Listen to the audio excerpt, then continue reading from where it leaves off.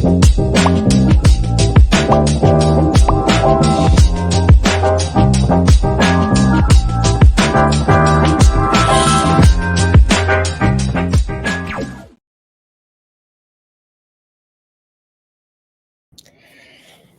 hello everyone, and good evening. And hi, Devika, how are you? Oh, I'm so sorry. My LinkedIn Live just started playing on the side, so that music came on. I'm super well. Diksha, thank you so much for having me. Incubate, thank you so much for hosting me. And to all the attendees, thank you so much for joining. Great. So, I'm very, very excited to kick this off and get started. But before we sort of, dig in, let me just set a little bit of the context here. We've recently launched something that we're calling the Founder Spotlight series as a LinkedIn Live series, right? And as all of you know, we at Ncubate are a global diversity focused network bringing together stakeholders in the ecosystem, banks, tech companies, corporates, investors, ecosystem players, all to really level the playing field for early to growth stage female founders, help them raise capital as well as scale up their ventures. And, one of the things that we do is make sure that we give visibility to the amazing products, services, and the ideas that women are building. And the Founder series is also something that we're doing in partnership with one of our partners, Simplified. It's an AI powered all in one marketing tool. The founder, Ajay, is a good friend and known to me, and he's someone who's been very, very active and vocal about supporting female founders. In fact, he's set up several initiatives in the US to do so in terms of helping them fundraise. And Simplified is a company that is based out of the US, has been working there with a lot of startups to help them really automate marketing. And we're very honored to partner with them in India and really, really help founders explore the power of building brands through a truly AI based approach. Right. And, sort of keeping that in mind, today I couldn't have thought of someone more apt than Devika herself. Devika is a fantastic brand creator herself, a podcast host, and currently she is the chief marketing officer of an AI based venture fund called Sense AI, which is based out of Delhi, right? And she's been actively involved in actually, creating the entire strategy for Sense AI and really, really putting so much of creativity into building the brand and building the brand for founders that are part of their portfolio, right? So, Devika, without further ado, I would love to sort of hear your thoughts on a few things, and let's understand a little bit about your journey, right? From hosting a podcast to being a CMO of this venture fund, right? Could you walk us through your journey of, entrepreneurship, of dwelling into this ecosystem of AI and, truly being who you are as a very strong force in the creator economy? Thank you so much, Diksha, for that beautiful introduction. I think my journey started when, and I'm being like vulnerable straight up because I feel like that's when people find a lot of relatability in people's life stories, right? Like how your early childhood influences you, that is how when you're becoming an adult, like you start making decisions based on that influence, right? So I was really bullied in school when I was a kid, and that made me lose a lot of my faith in the formal education system. But I was really hungry always to like learn, and I knew that I'm like a fast learner, but the education system didn't quite fit into the box I wanted to put myself into. And that's when the journey of podcasting began. That's when the journey of reading a lot of business books, consuming a lot of content on the internet began. Because I understood that the biggest ROI of going to a college is building your network. And networking can get you in doors, degrees can't. So I leveraged having hosting a podcast and built a global network of over 40 people in the span of 3 years by doing that in form of a podcast. I was based out of a small town. I didn't know a lot of people. I didn't know like businesses and entrepreneurs. And that's why virtually connecting with people in the form of a podcast just worked beautifully. Right. And there are a lot of people who might not hop on like a cold call with you. You can try cold emailing and stuff.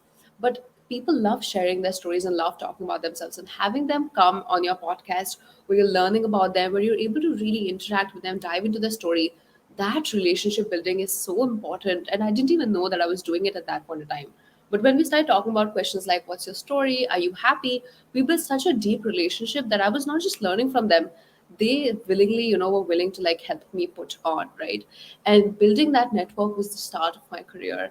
I knew that, just like being in India and Asia in general, like, if you don't have a college degree, a lot of doors are closed before you, right? But I knew if I could just get 1 hour with somebody to like talk to them, they would recognize that I'm hungry and I'm ready to like, give it my all and, whatever I want. And at the end of the day, I think it's really important for like young people to realize, at least when it comes to the job market, that people are usually hiring for people when they want to close gaps and when they want to solve problems. And if you can build a relationship with people and understand what is the problem I can solve for them, you can get anything out of them, right? Like if you want clients, if you want a job, if you want to build a relationship, what are you giving to the other person? That is something I learned from a really early age, and that is played out in my career, whether it's closing a guest on the podcast or whether it's getting my first full-time gig, right?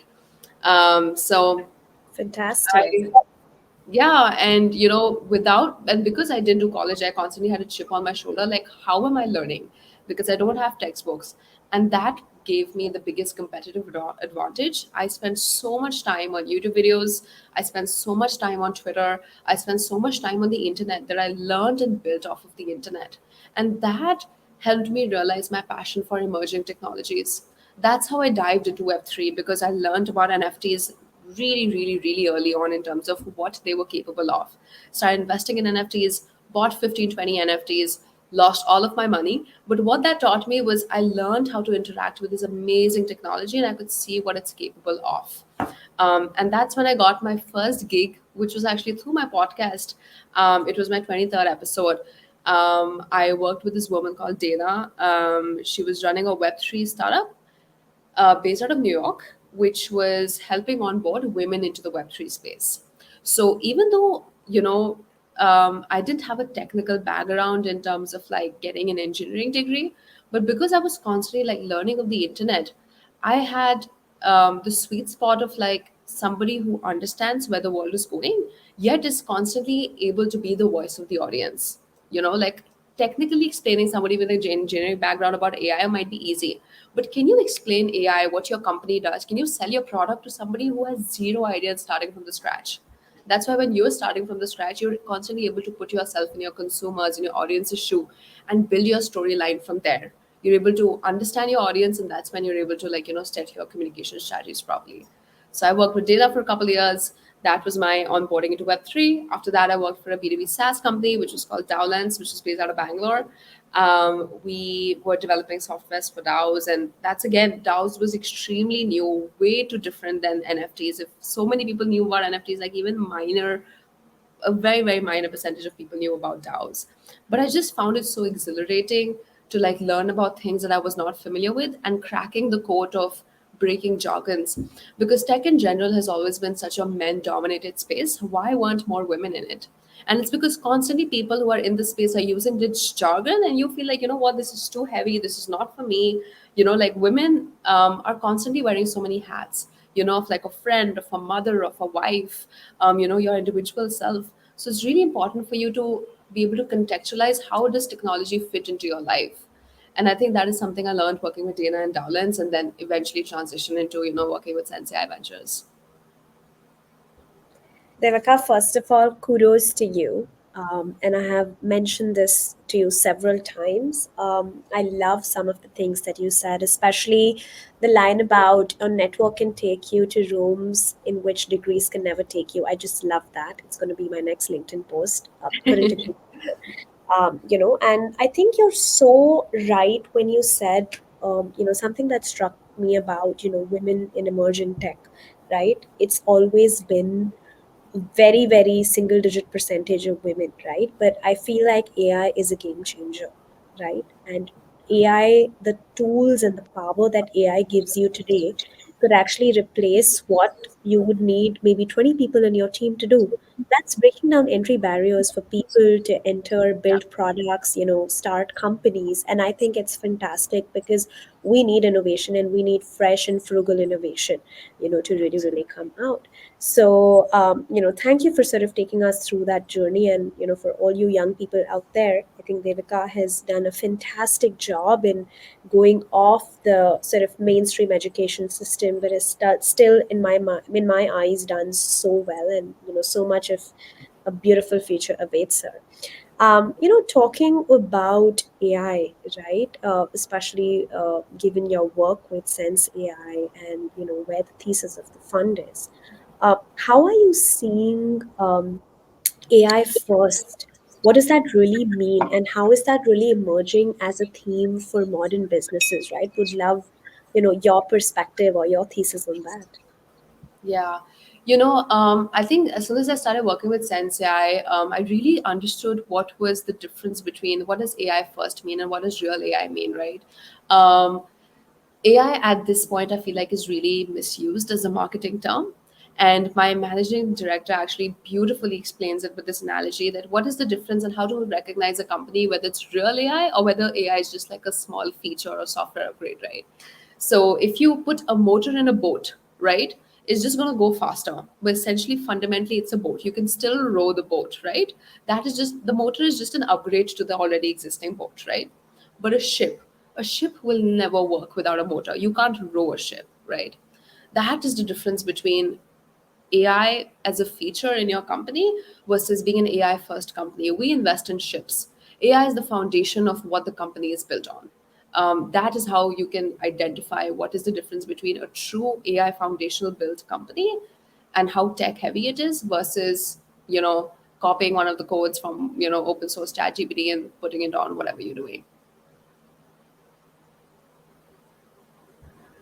Again, so beautifully explained. I think to all my, all our viewers out here who are trying to decode so much around AI, Web3, and all this jargonization, I think at the end of the day, it's just about figuring out what are mundane tasks, how can you automate those tasks, and how can you automate those tasks smarter to be more predictable, right? So that you as a human are freed up to do something that's more innovative, that's more creative, that's more path breaking, right? So Devika, love that analogy again. Thank Coming to brand creation, building content, everything from any social media platform to just dissemination of it, right? Today, lot of people suggest a lot of hacks and a lot of ways, right? But specifically when it comes to you and your journey, right, talk to me about what are those growth hacks and strategies that have worked, and have there been any sort of AI based tools that you've sort of turn to, or that you would you feel have really been a game changer? Yeah. I think it's gonna sound really cliche, but the only AI tool which I like obsessively use is ChatGPT. It's become my personal, like, it's my executive assistant. It helps me become like my soundboard, even if I'm prepping questions for an interview or even if I have to write an email. I'm not spending a lot of time now articulating myself and making sure it's really polished and polite. I'm making sure that, like, I'm putting everything down it and then I just give it the prompts to, like, hey, help me do this, right? Even if sometimes, I have to, like, it's helped me tremendously in, like, reaching out to people on LinkedIn, right? Like, I have to build a lot of relationships, taking care of investor relations. So if a person's written an article or a blog or like a summary or whatever, right now, instead of like spending 2 3 hours reading and understanding and referencing it back to them, I just copy the entire web page, put it on AI, and be like, hey, give me a summary of this, and then I'm able to reference it back, right? So like that, it's helped me become extremely, extremely efficient, and pick up like where I left off, right? I'm now not spending a lot of time. I'm spending a lot of time in actually making decisions rather than doing like a lot of backlog work, right? And in terms of like leveraging content and stuff like that, I think it's really, and very early on, I understood that how important it is to create leverage. And how you can create leverage is one of the best ways to create leverage is respect. As soon as I say, oh, like, I'm a reference of Diksha, immediately people are like, oh, I get it. People immediately start taking you seriously.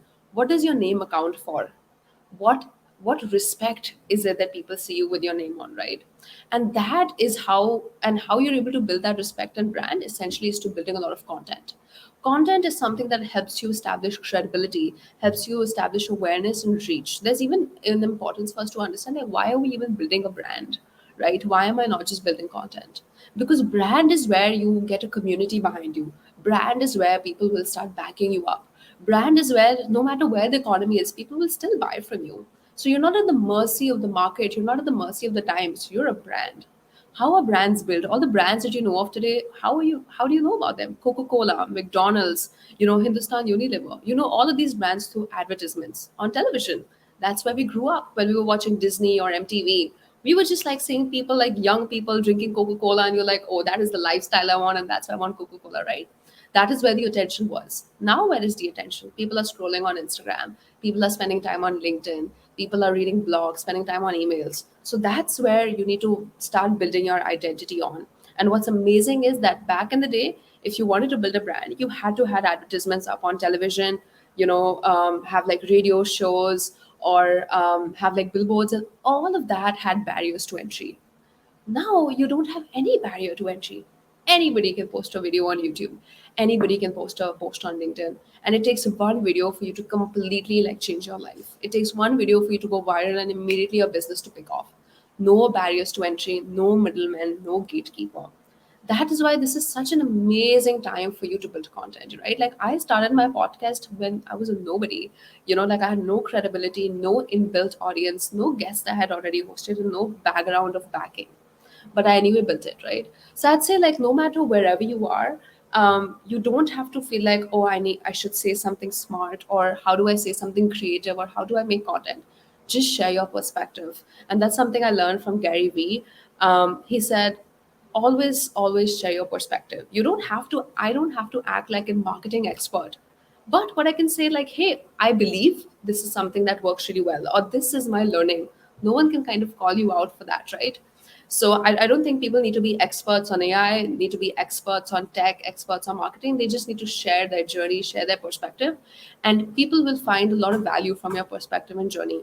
And slowly, you will start building a digital presence. Slowly, you'll start building a reach. So tomorrow, when you want to raise funds, when people look at your LinkedIn, you'll have some sort of a presence. Tomorrow, when you're cold emailing somebody, they'll be like, oh, wait, I know somebody. You'll slowly start building your network. And you will be able to touch the lives of countless people.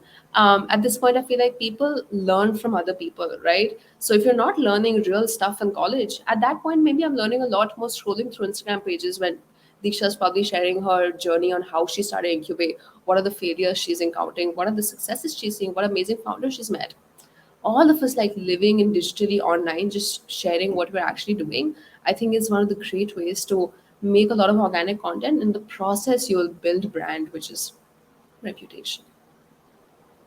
Absolutely. And I think building content which kind of aligns with your own personal brand is, I think, the biggest sort of USP or the biggest game changer for an entrepreneur like you, right? And I say this to everyone. I said the only thing today standing in the middle of you building your personal brand, which then of course translates to your venture or your career path, is just intent and mindset, right? Because trust me, for everything else you truly have AI, and I mean, I'm going to be very actively and very honestly sharing here, right? I mean, as a founder myself, Devika, I do so many things, right? Like, of course, on one end we're talking to so many female founders. On one end we're talking to our investor network. On one end we're talking to corporates, and multiply this into the number of cities and countries that we're active in. It's crazy, right? But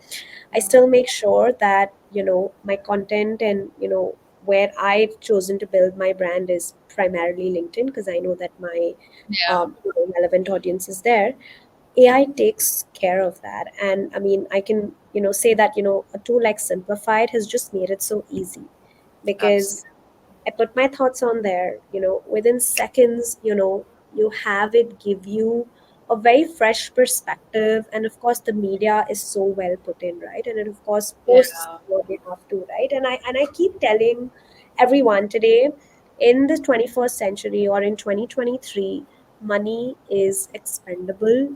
Time is your most expensive resource. So anything that's helping you save even a Done. minute or so, and in this case, I know that it's helping you save hours and hours of, putting that content together, is definitely, putting you a leg ahead of anyone else, right? So I do want to kind of shout out here to Devika, who is also extremely active on building her brand. And she's, in fact, gone a step ahead. And my next question to her is going to be about podcasting. And you must check out her podcast, which is available, Devika, on YouTube as well YouTube. as other portals. Yes, on YouTube. Please go and check out and see what fantastic work Devika has been putting out. And now she's, professionally helping with so many others to help them launch their podcast. We're doing something very, very cool and we'll keep you Yes. posted. But Devika, I would love for you to share with everyone, because today everyone's like, oh, yes, we got to start it, but are we too late in this podcasting game? So, what are your views on that? And if someone needs to get started, how should they be kind of thinking about this? Absolutely. I mean, I'll be extremely biased, and I feel like every single human being on this planet needs to have a podcast. It has disproportionate advantages. I mean, I am baffled by the time I have, even if you look at the most successful podcasts right now, which make like millions of dollars, they'll tell you how beneficial it is to start a podcast for all like non financial reasons. The kind of friendships you'll end up making, the kind of people you'll end up meeting, the kind of credibility you'll meet is like just astonishing, right? When I started my podcast, I had no money, no experience, and I was obsessed with the idea of starting with nothing because I always wanted to, like, kind of be that example of how do you start when you have no equipment and nothing. So I had this really, like, I think 8-year-old laptop, and I invited people on a Skype call because this is back in 2018 when Zoom wasn't even a thing as such. I invited people on a Skype call, and I would screen record that Skype call on my Mac, and I taught myself how to like cut copy paste clips on iMovie, constantly watching YouTube videos on how to even transfer one clip to the other, and got it on. And then I quickly like watched a YouTube video on how to make a thumbnail, got on like Canva, made a thumbnail, YouTubed how to post a video on YouTube because I didn't even know that, right? Like at this day and age, like Google is your mother, Chat GPT, bots, these are things that you can constantly ask whenever like you're getting stuck. And like, Diksha mentioned beautifully, like with things like Simplified, you have these resources and tools. You don't need agencies today. You don't need a team to start anything. You just got to start. And as cliche as it sounds, you just need to start, right? So if you're somebody, who wants to start a podcast, first of all, you should. I always recommend it's really, I think if you're doing a guest oriented session, it just works out really easily because you're asking question, you're constantly making new content. Even if you have 10 standard questions and you're asking it to 10 different people, everybody would have different answers and you'll create a lot of content, right? And the interesting thing about running a podcast versus making a viral Instagram video is that, can you remember the last Instagram video you liked? Maybe not. But can you remember the last Because movie you I'm watched? just like scrolling through so much, my attention span is very, very minuscule. Exactly. But can you remember the last movie you watched? Mm-hmm. 100%. So that's the difference between content that has depth versus content that has reach, right? Like we were talking about respect and building brand. That's why long form content is such a beautiful thing and will make you indispensable. Even if you have like 100 people dedicatedly like listening to your podcast, they will be your super fans. Like you can really like at the end of the day help them sell them any course. And I'm not saying you, but eventually everybody monetizes their audience, right? Like how is it that and you're not just taking money from your audience, you're providing them value versus they end up paying you for it, 100%. right? Yeah, yeah, So yeah. start a podcast to make amazing friends, start a podcast to learn from your guest, start a podcast to build that in-depth content. And again, you use tools like Simplify, where you take one long form content like a 1 hour podcast, you repurpose it to a clips on Instagram, on LinkedIn, on YouTube shorts. You can descript your podcast and turn it into a blog. Just copy the script on ChatGPT and be like, hey, create a quick summary, post that blog on LinkedIn. You can be like, hey, create a Twitter thread, post that Twitter thread on like Twitter. Just one episode that you'll end up doing from a podcast can give you 7 to 8 to 50 different types of content, right? It's a really, really powerful body of work that you will build. And if you want any help, like, please feel free to reach out to me directly on LinkedIn. But there are countless videos on how you can start a podcast. You just need a laptop and iMovie that's already installed. You're good to go. My heart completely loved that sentence.